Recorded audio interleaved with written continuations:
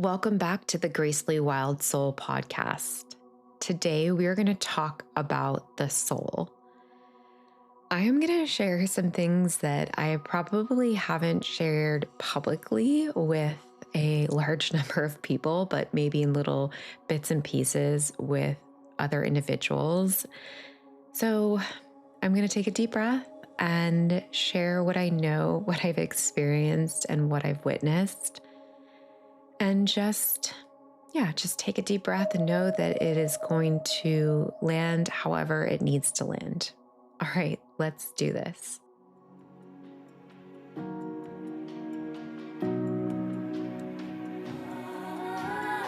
Welcome to the Gracefully Wild Soul podcast. I'm Kirsten, a mother and soul guide, and this is a space where your soul is witnessed and the frequency of your heart is felt. Together, we will have intimate conversations about the essence of life, the beauty of your soul's path, and our evolution as women and as mothers. Through channeled words, lived experiences, and the wisdom of nature's rhythms, the soul, and the sacred feminine, this is where the gracefully wild woman begins to rise. Okay, today I want to talk to you about all things the soul. It's really important to me that we talk about some of these little intricacies and these little pieces because it is a huge part of my work and it is a huge part of the connection that I have when I work with another individual or even when I am on my own personal journey. And I want to share these things because I know that there are others out there with a deep curiosity. And I also know that there are others out there with some of these similar connections and understandings. And I want to give space for you to feel seen and recognized. So let's do it. Let's talk about it. Let's talk about this all. Let's just get into the details. Let's start with just maybe the most, simple, but also the most complex question that anybody could ask. And that is, what is the soul? The soul is your absolute pure light. It is your divine essence. It exists beyond space and time and in this space and time. It is your energetic marker across all of time, all spaces and places, the universe, this earth, everywhere. And nothing else like it out there exists. You are unique. You are beautiful and you are divinely special. And so, working with the soul, I get to witness and see this, and it is so profound. It is truly moving every time that I'm able to connect with a soul, when I'm gifted the opportunity to read for someone and connect with this most beautiful, deep part of them. It really is just something that it's hard to describe. It's hard to put into words. So, if we were just starting there, let's just set the stage, right? Like, here we go. This is where the deep, waters exist. So, I'm going to go through some of these other little pieces as I talk about the soul. And these are from my lens, my view, the experiences that I've had as a human, these experiences that I've had as someone that reads the Akashic Records, as someone that connects with souls. So take whatever feels good to you. And if there's anything that doesn't resonate, please just listen to your own experience. This is my experience from my lens. So when I read a soul, or even when I'm given permission to connect with a soul, one of the unique and special pieces that I am able to connect with is the quote unquote age of the soul.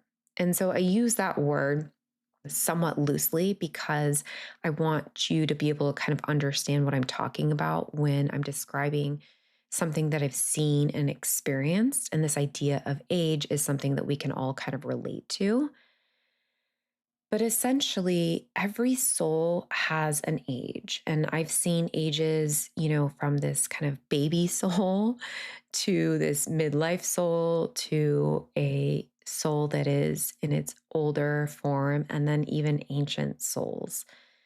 And the age is probably a nuanced term because there's a lot more that goes into it.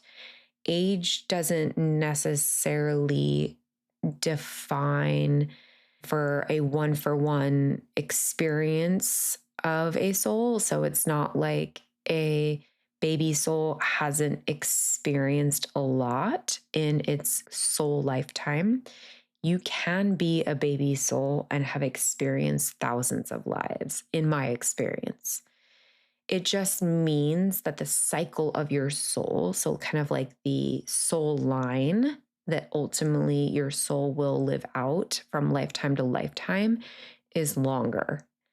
And that's just unique to each individual. And that's for a variety of different factors and reasons, including just, being present at certain times on this planet, working through particular soul agreements, waiting for particular people to arrive or particular souls to reincarnate and to have, an encounter and work through something. There's just so many reasons why you might have a soul that is a quote unquote baby soul in its age, but it has a very long cycle. It has a very long life ahead of itself. So, it is again special and unique to each soul, each person. Okay, something else that I want to share is when I connect with a soul is often, but not always, I will have this one to one conversation or this interaction with the energy of the soul. And it is slightly different and unique from like reading energy and reading chakras. So that is something that I do when I do a reading.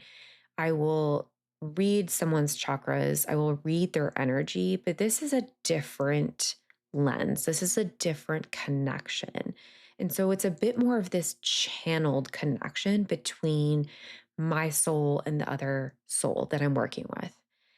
And so a particular soul might have a lot to say directly, like a lot of direct conversation, a lot of direct sharing. And I have seen that in a couple different circumstances, but more often than not, what I have seen is when a soul has a lot of that direct one on one channeling type of conversation happening, there tends to be a bigger disconnection from the human form, the body, and the soul. And it could be a time thing. Again, every soul is on its own timeline and its own unique experience. And there are souls that exist to learn, very few lessons in each lifetime. It's not always a grand scale. And so when I've connected with a soul that has a lot of this, conversational energy and a lot to share, there does tend to be a greater space between the human life and the soul's life, like the essence of this person. And that just means that the soul is seeking to converse with someone in order to connect the human and the soul experience. And so it's actually really incredible when you get to read for someone like this because it means that, on some level, energetically, we're all drawn to each other for a particular reason. But in this situation, it means that this soul that is feeling very disconnected from the human was able to find a line directly to my soul in order to communicate with this person in this lifetime and share what needs to be shared. And that's a really profound experience to be a space holder in and to witness. Because more often than not, this person, this human, already feels it. They feel this connection and energy, but they just don't know how to reach across to fully understand it. They haven't fully opened this door or this channel. So, the soul will want to share a variety of things usually, but more often than not, again, it's one of those reoccurring type of situations where something keeps happening over and over and again. And that could be from a past lifetime. Like, hey, you've gone through 5 lifetimes and you haven't seen this or you haven't worked through this. And I really need you to connect with this part in order for us to shift timelines, in order for us to move on, to release this soul agreement and process it in a way that allows your soul to blossom and really connect with its purpose. And so it will be kind of like this, arms in the air, like, hey, do you see me? um, Hear me. Like, this is what I have to share and say. And it's usually such a beautiful conversation. So I really love that experience. And even they will have this name sometimes where the soul will be like, hey, like, this is what's happening here. This is how I want to be recognized. And I need, this human, my human, this person who I am in this lifetime to understand and see and feel this. And it's just so, so powerful. So, one of the experiences that I want to share, kind of related to that, is just understanding how we can see and witness a soul. And I have two experiences that I want to share when it comes to this because everybody has this opportunity. You have it for yourself. Okay, so I have three. I have three things to share. You have it for yourself and you have it for others. One of the most powerful exercises to truly witness your divine essence is gazing into a mirror.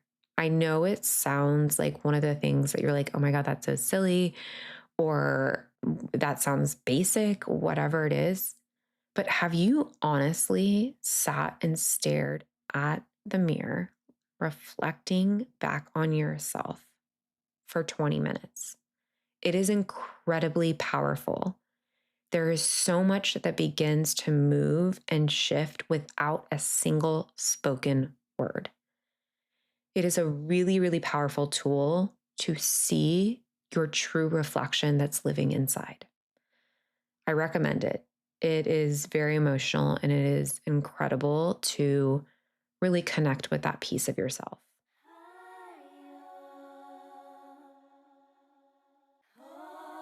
The other two things I want to share with this to kind of hear your soul in ways that maybe you didn't hear it before is one, another practice that I'll share right now. And then the second one is more of just a story that I want to share.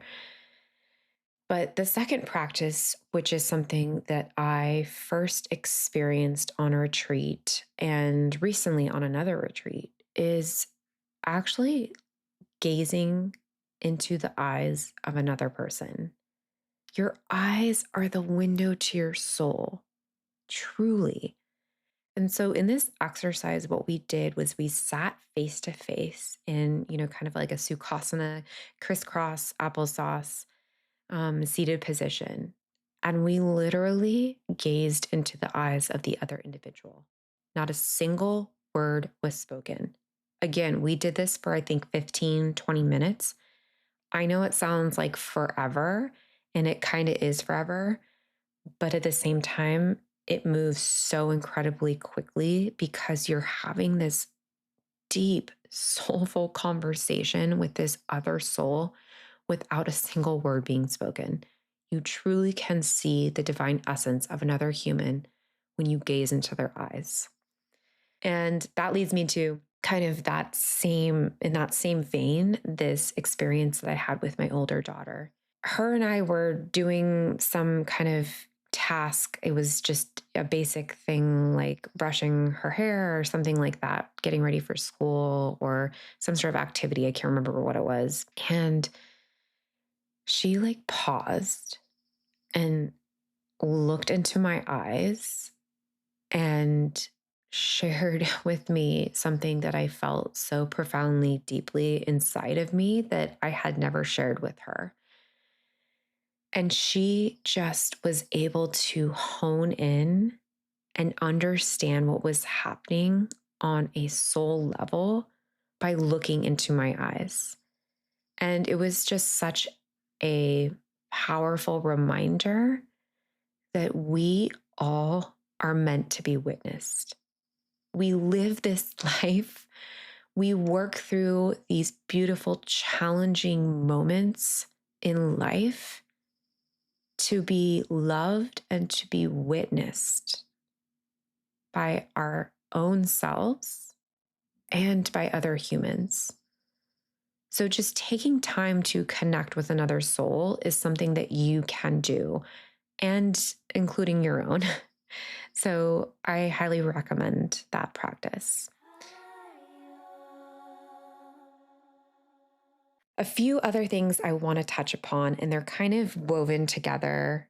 They're a little bit of the same conversation, they're a little bit of unique perspectives, but they all work together. And this goes into the idea of reincarnation. This is such an incredibly powerful conversation, and this is just scratching the surface. I'm also just speaking from my own experience, my own lens. I have always felt deeply inside of me that our souls will always carry on after they leave our bodies, that there is more to live beyond what we see and we witness in this human experience. To me, that's the most kind of, foundational piece to reincarnation. We're not just limited to this particular box with this particular name and this particular timeline and all of these particular circumstances. There is more. But for me, there's never been this idea of good and bad, evil and hell slash heaven, where you're rewarded or punished. That's not something that has ever resonated with me. And when I began to get into this work, I was really eased in by my spirit guides. I was shown little pieces. And honestly, one of the most earliest experiences that I had with reading souls and connecting with souls is being able to see the age and the timeline of a soul. That was one of the first things that I recognized in myself when I started doing this work. And I was just like scratching the surface at that moment. I was still practicing law. I wasn't even really doing anything out publicly. I wasn't reading for other people. But it was one of the first things that I shared with a friend at a dinner that it was like, oh my God, I said this out loud. I have known this and I have experienced it internally for so much of my life, but I've never verbalized it to another human. I've never been able to describe it in the way that I did. And so that was kind of like this first light bulb moment. So, reincarnation is unique and different for every soul, but there is a bit of this kind of underlying process that happens for each soul. And in my experience, this looks a little bit like this. Ultimately, your soul will pass from your physical body. There is a whole process that happens during that time, but I'm not going to go into that right now. But ultimately, the soul will pass out of the body and it moves on to a different place. And in this energetic place, this is where kind of the I say like the highway or the freeway of souls, because how I have seen it is quite literally like these energetic lines of channels, like rivers of souls moving in and out. And there is this kind of landing place where they all collect, they come together. And when your soul ultimately comes to this place, all of the kind of fog that existed in your human life of not remembering your past lives or why you were incarnated in that particular life with those particular individuals and or the different experiences that you had previously had that you were there to work through or live out, it all gets lifted. Like the veil is lifted, everything comes flooding back. Your soul is it's always in its whole format, but you just don't have this kind of, fogginess around the soul that's preventing you from fully connecting with, reaching across, and understanding all of the different facets of your soul's blueprint. So when you're in this place, you are completely aware. And I know that sounds like disconnected, but I just want to use some language that maybe, feels grounded. But your soul is completely aware of everything that it has gone through. And so in this place, your soul begins to work through what just happened in the most recent life. And ultimately, there is some sort of kind of conclusion or decision making process that happens where you are then reincarnated into a new life, taking into that new life all of the considerations from the past lives, what was worked through, what wasn't, who you came across, in that recent lifetime and other lifetimes, and who you need to come across in this next lifetime, where you need to be born, what type of work that you need to move through, the people that you're going to meet, all of the different things, the siblings, the children, etc. So there's this kind of decision making process that's happening in this landing place. And your soul is actively engaged and involved in this process. You also have your guides and a counsel available to you that is helping you work through what it is going to be processed in the next lifetime. And so you are actively involved in this process. There's not someone just directing you. It is part of your soul's journey to understand what it is that you are working through every single lifetime. And so this reincarnation process is a very active process that's happening. And again, this is not happening in time and space as we know it as humans. What, might feel like a day in a human life can be, thousands of years in this reincarnation energetic portal. So it's not so one to one, like on day X, this happens, and then day Y, the next thing happens.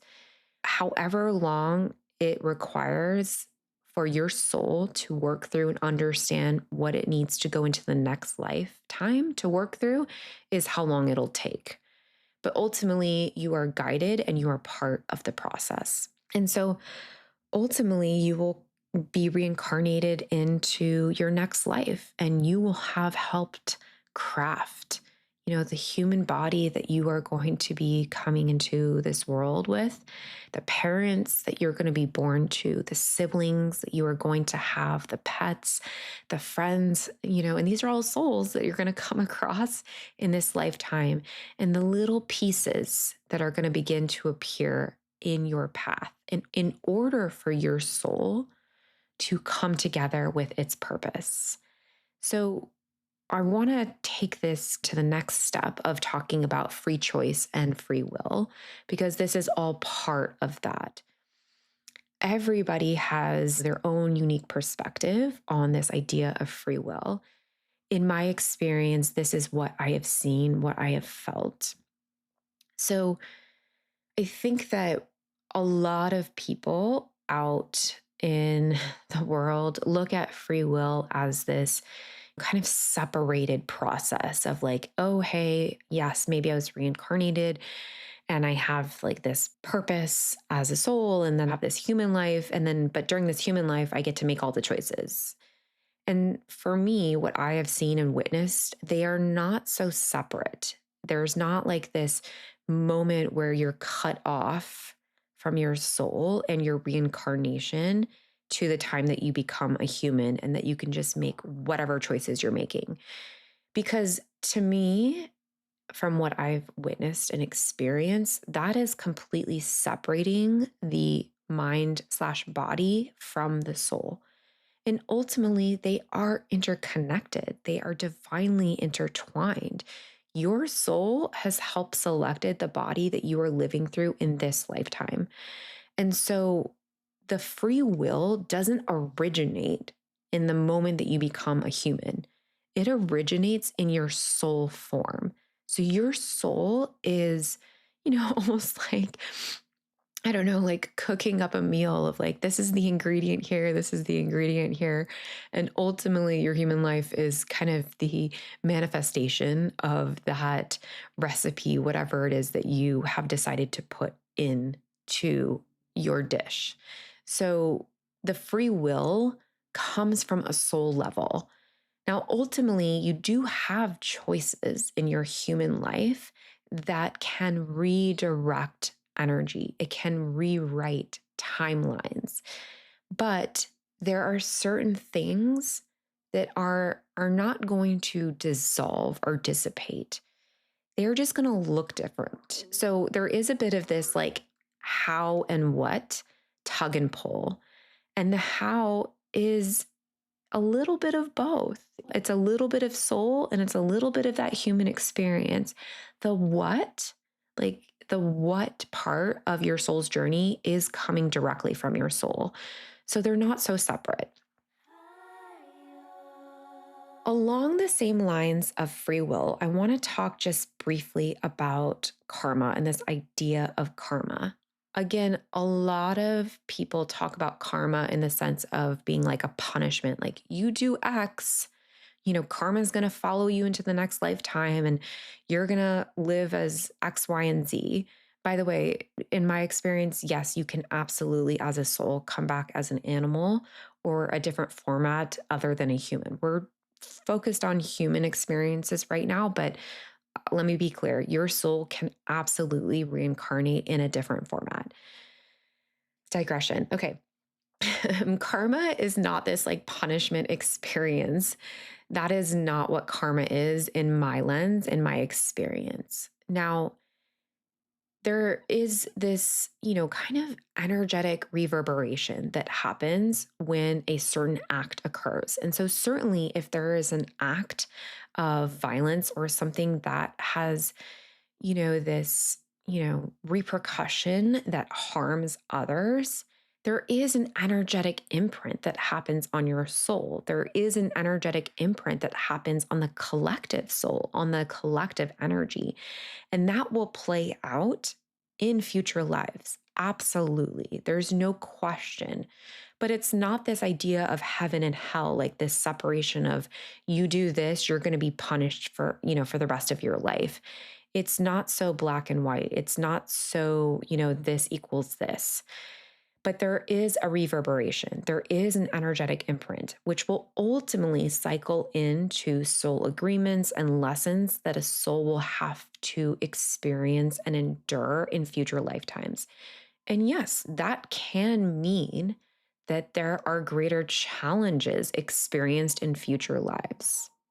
So that is kind of the connection for me between karma, soul agreements, free will, and reincarnation. They really are this blended experience, but ultimately it all comes down to the energy that your soul is working through in each lifetime. And that is a result of the imprinted energy from each of your lifetimes. Okay, that's what I have to share about the soul today. Thank you so much for having an open heart and just hearing what I have to say. I appreciate your openness and yeah, I look forward to seeing you on the next episode. All right, bye.